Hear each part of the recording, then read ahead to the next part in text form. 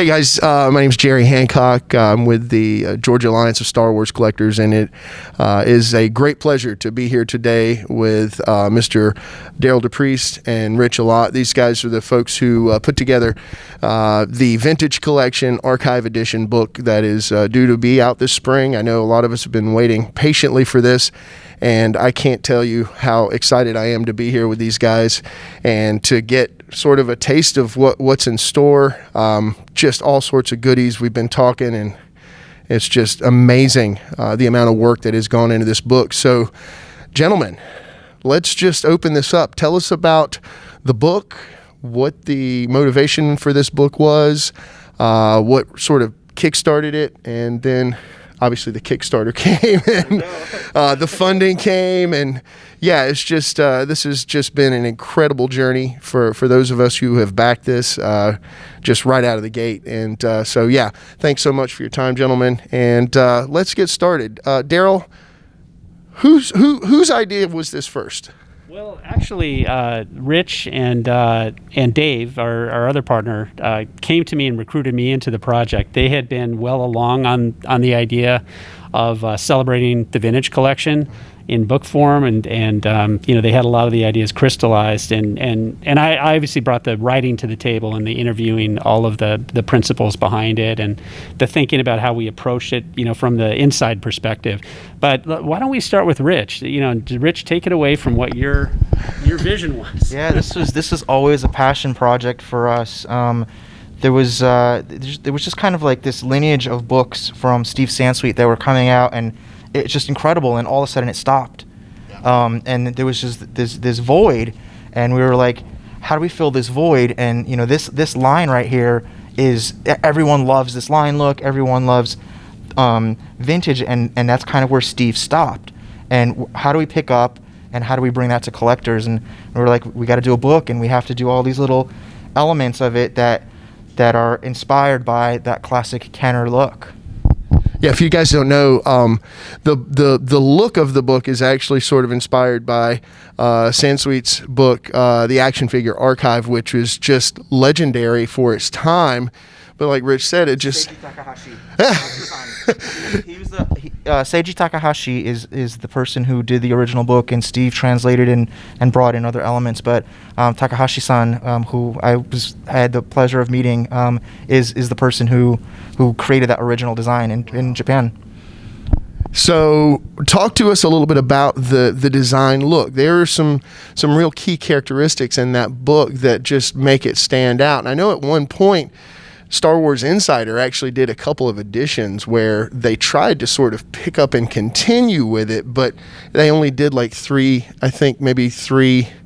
volumes of that, and then it again sort of disappeared. But talk to us about the design process and some of the things that you picked up on.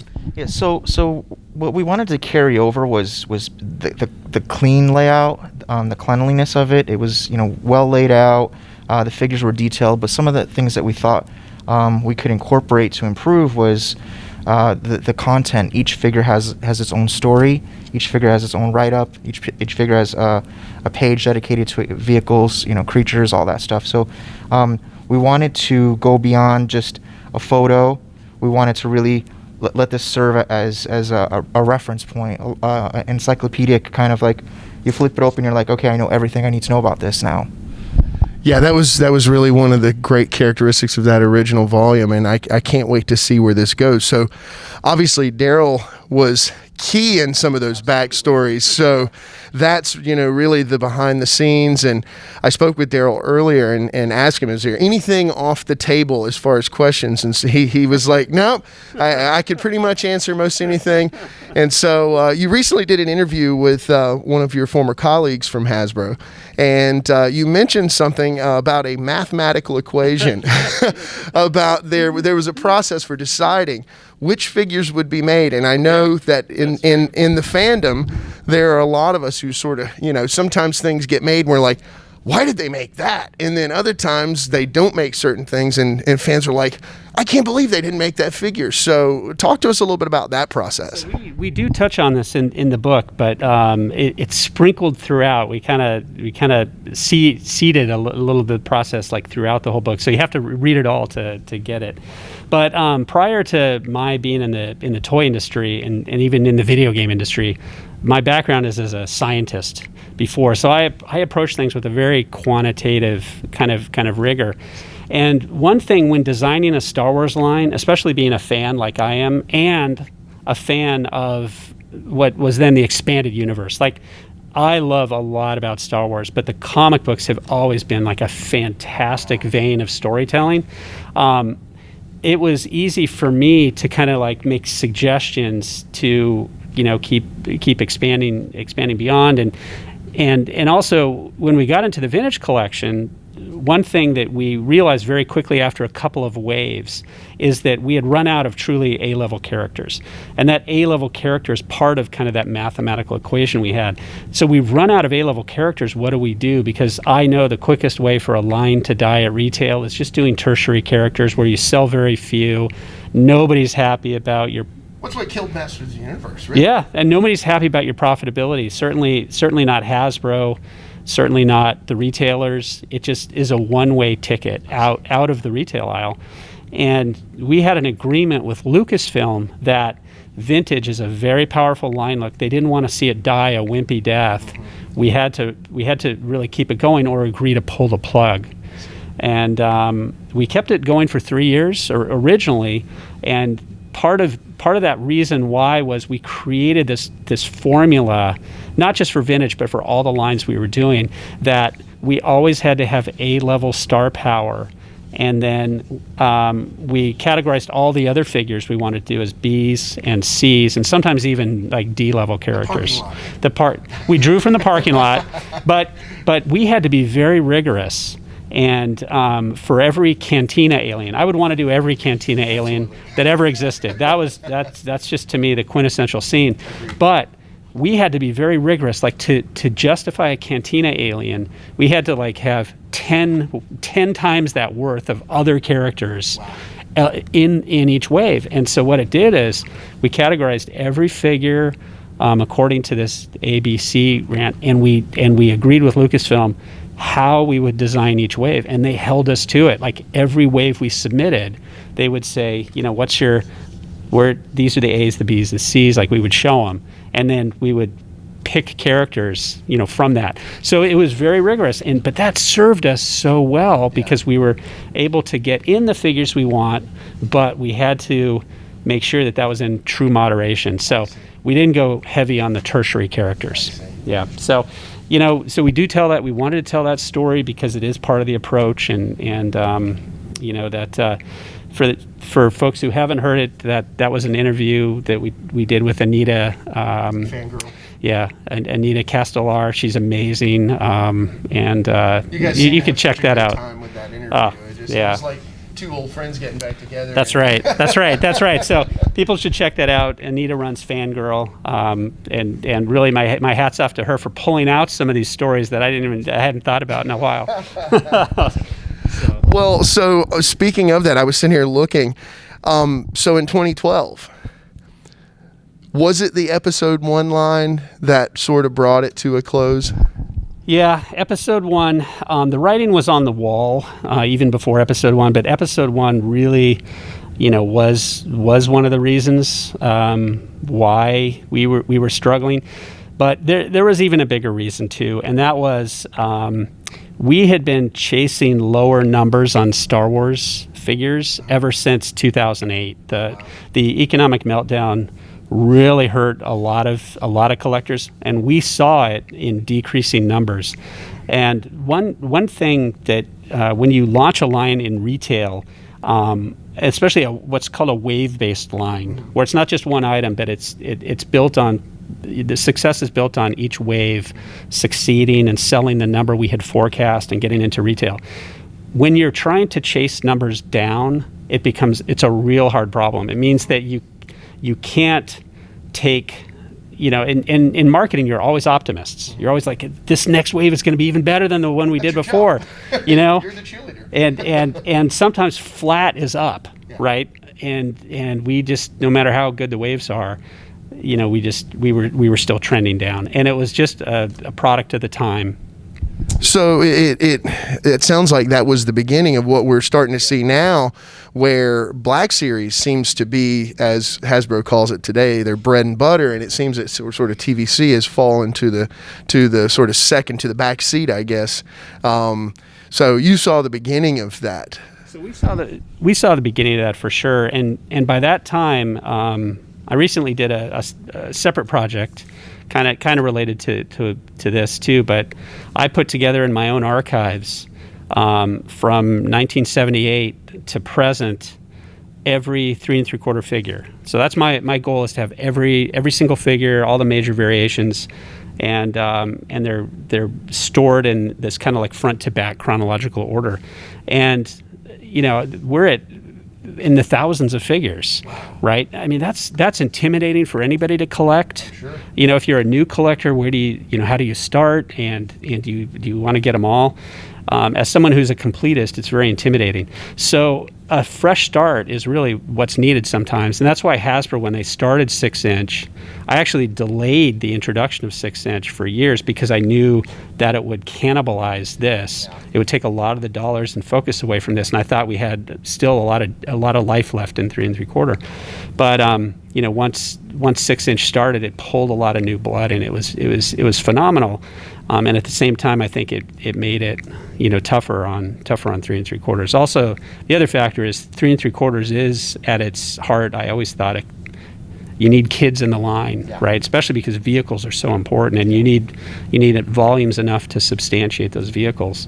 So it just became more difficult to keep that going in time. So today, I know why Hasbro is doing so much with 6-inch. It's the fresh thing. It's the big thing. It's a higher dollar, volume thing. But nothing will ever replace 3 3/4. And it is, to me, in my opinion, Star Wars at its heart is a figure and vehicle line. It's not just about figures. It's a science fiction fantasy at its heart, where vehicles are such an important part of the character of the line and the storytelling. I think that's the thing that's really driven it. Now we're starting to see some play sets popping up here and there, the little component play sets and stuff. So I think it's definitely, like you said, sort of the heart of what Star Wars toys were, particularly for those of us who go way back. So Rich, tell me a little bit about that.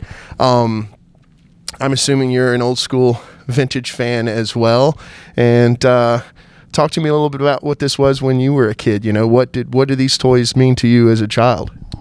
Yeah, so I think for collectors, especially longtime collectors, these are the modern incarnations of what we grew up playing with as kids. When you kind of look at, for example, you look like a Luke Skywalker with the yellow hair.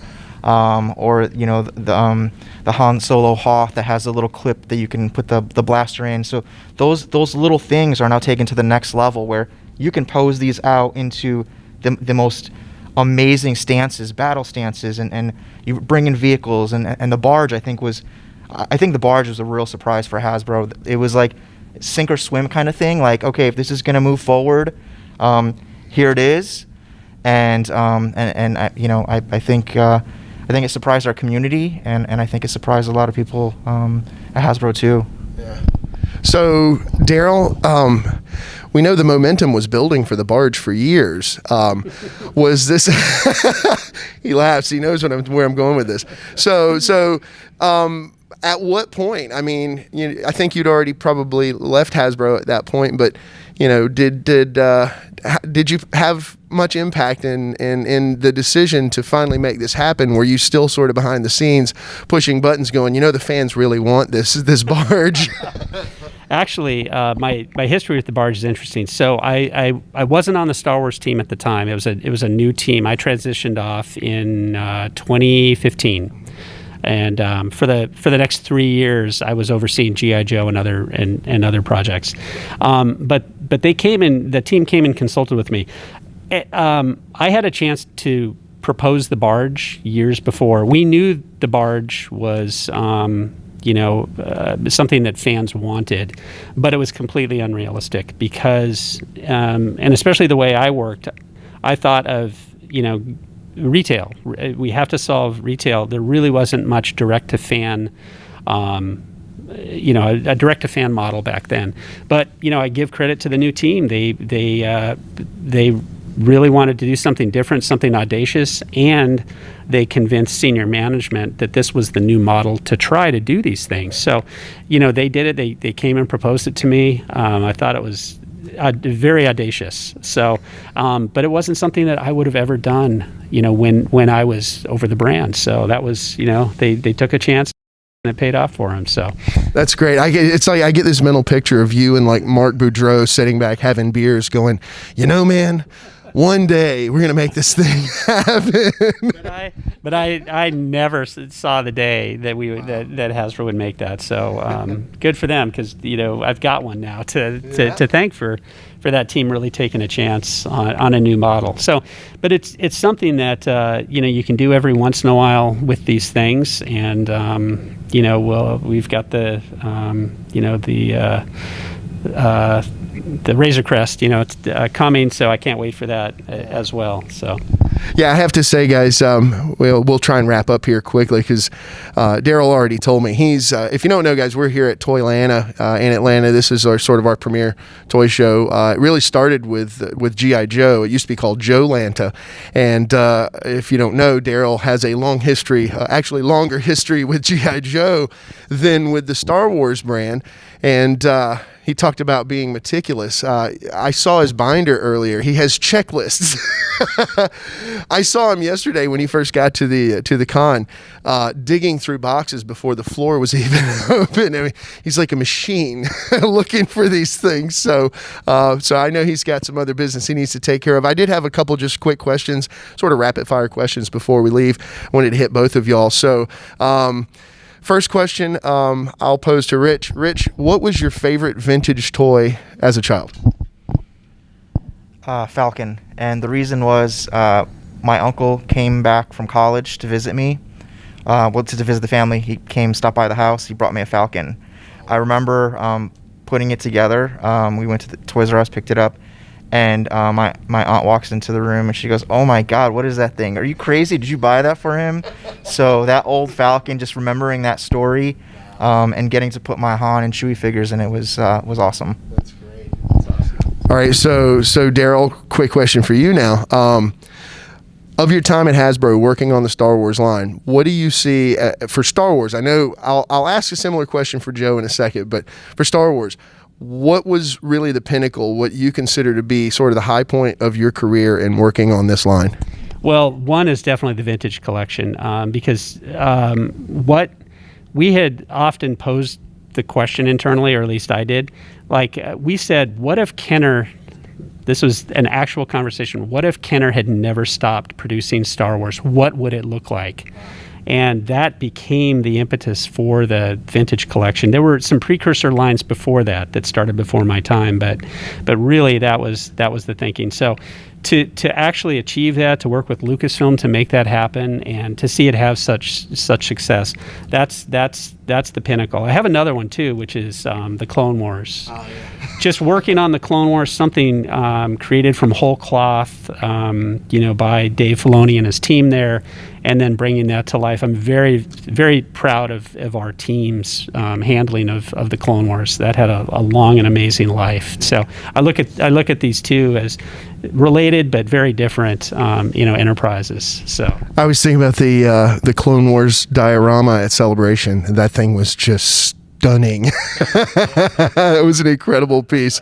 So, all right. So, quick question. I got the Joe guy here, and maybe we have some Joe guys watching. So, what was your pinnacle of your career working on the Joe line? It was definitely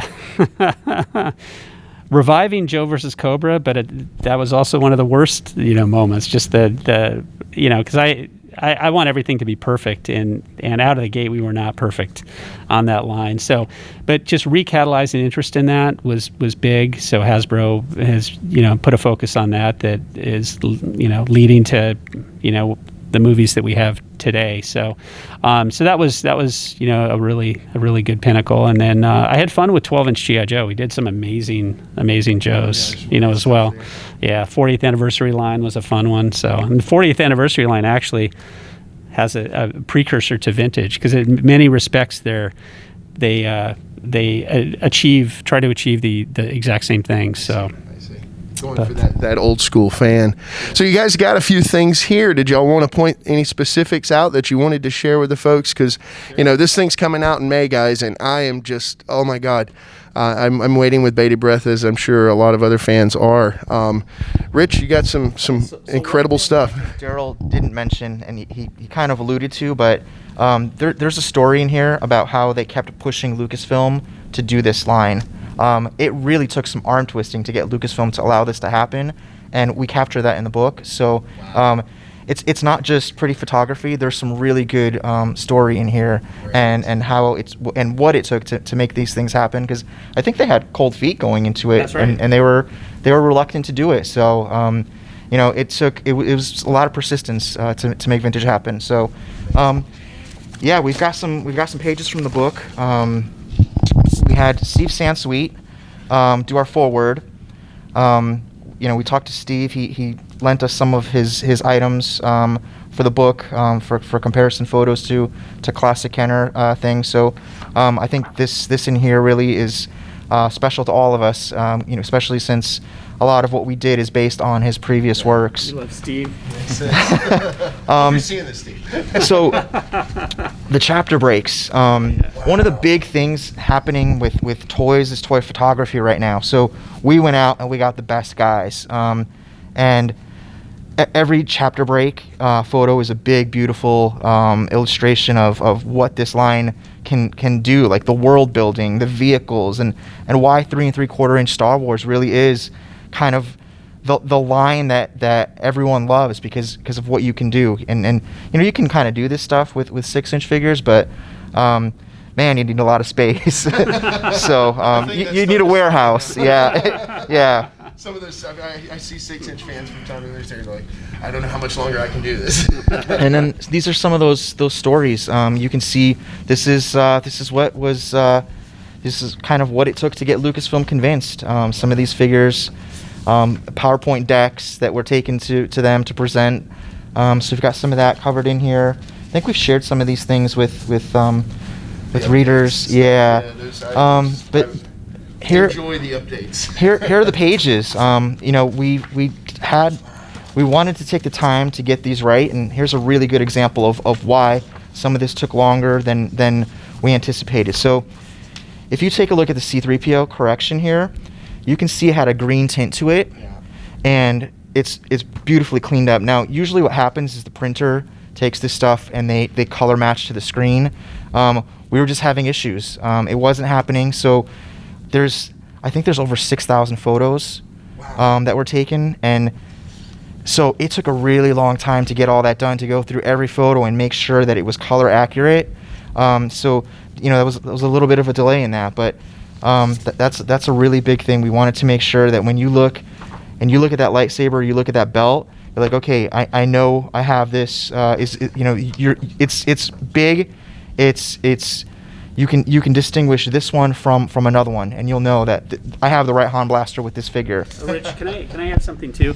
So one thing that we really want to mention is that this book is kind of a love letter to the designers who worked on the line. You mentioned Marc Boudreau before, but we did interviews with all the principal designers who worked on the figures, and then I added my recollections of working with the designers to kind of fill in the gaps when we didn't. But Eric Aranya and Andrew Franks and so many others.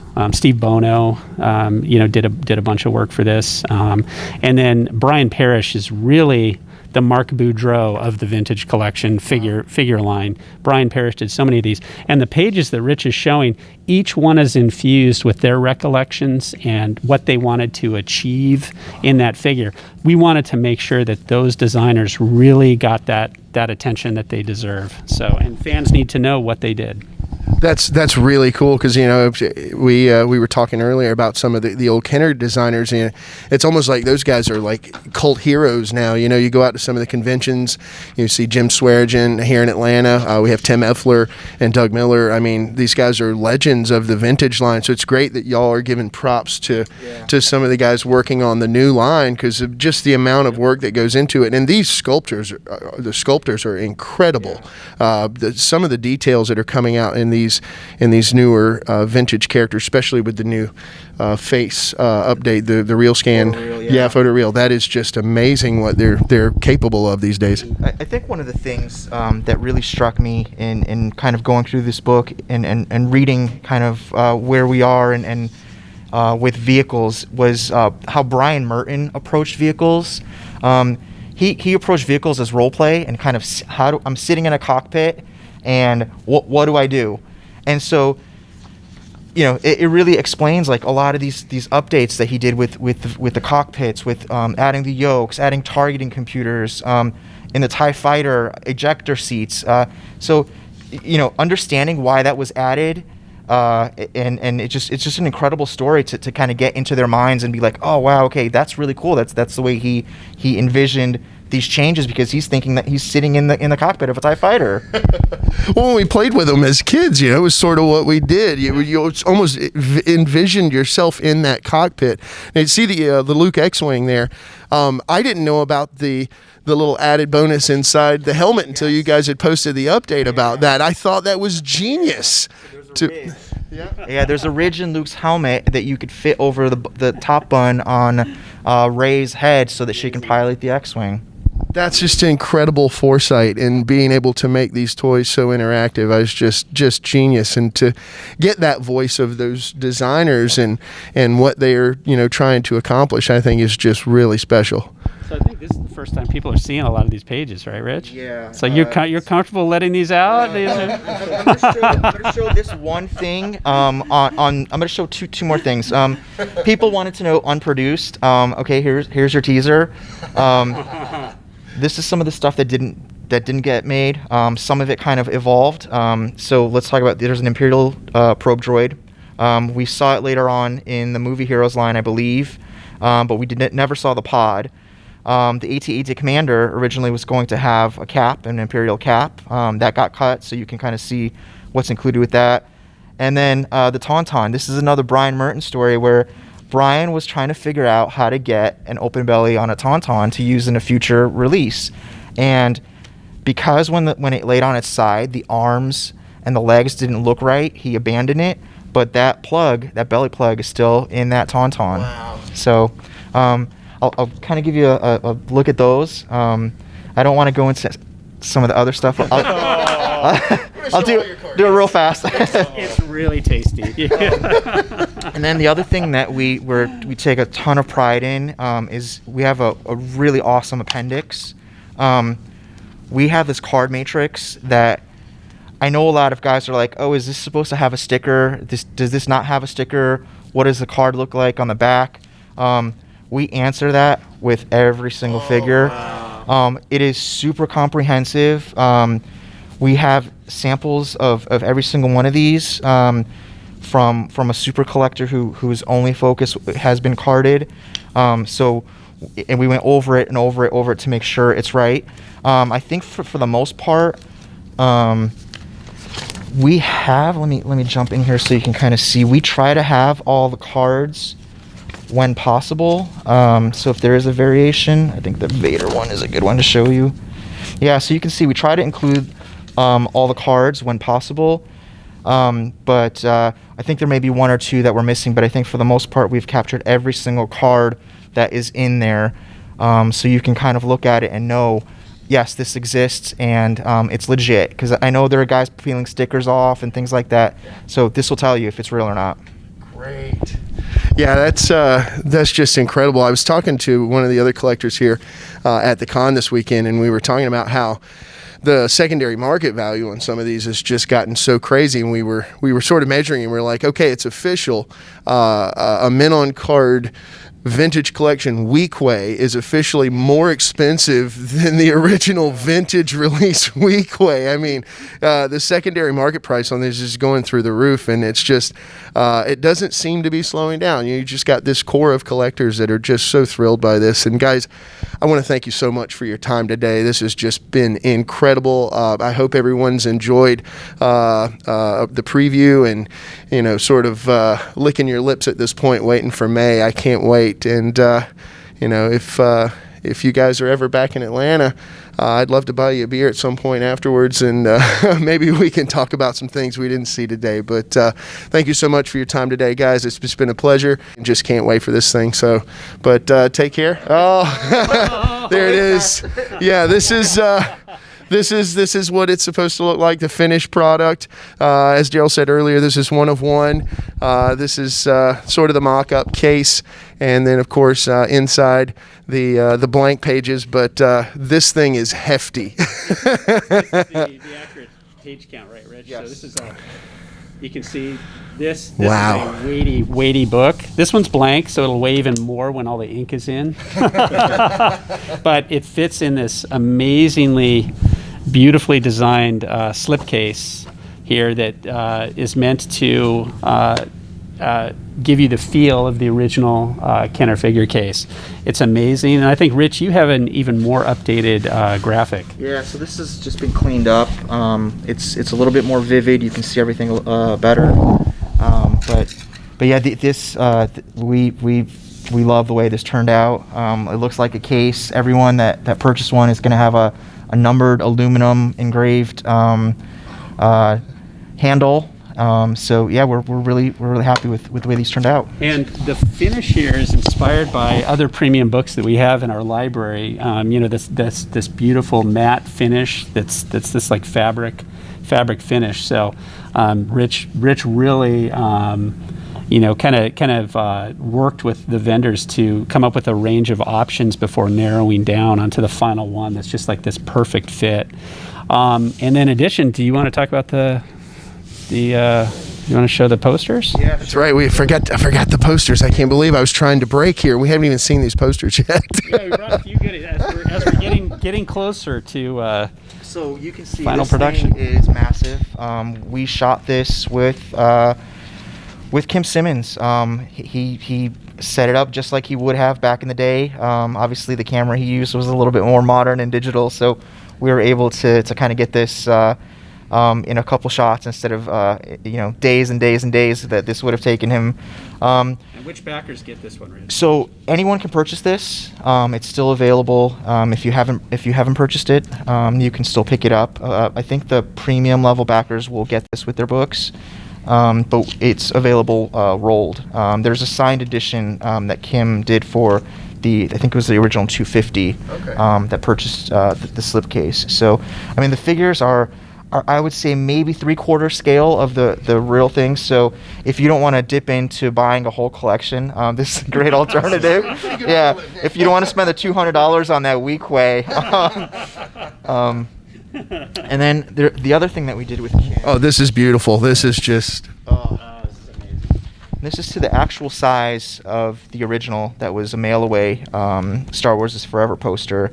The sand, these green elements are from that original poster. Wow. And this stuff here, the tree and the mountains are Kim's handiwork. So he built them the same way he would have done back in the day. It was incredible to pull these buckets of sand out of storage.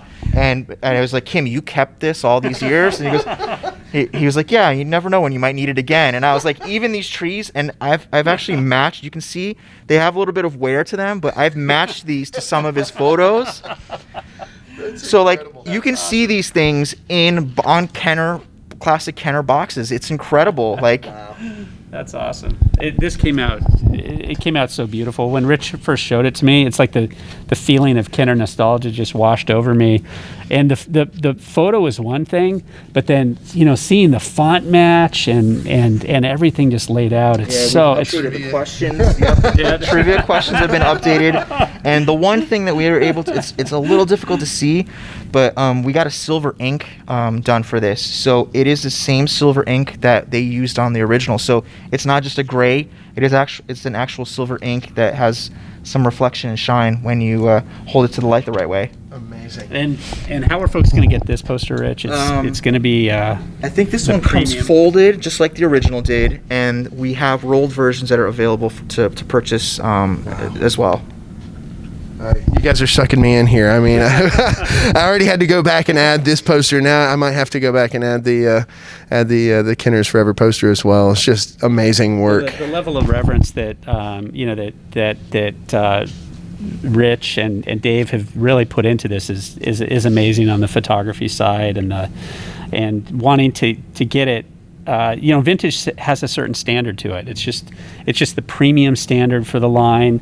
Everything from the figure to the packaging is meant to be premium, and that's the approach that the team has really given to make sure that everything is up to that standard. So it's just amazing stuff. Everything that Rich shows me as it comes off is just mind blowing.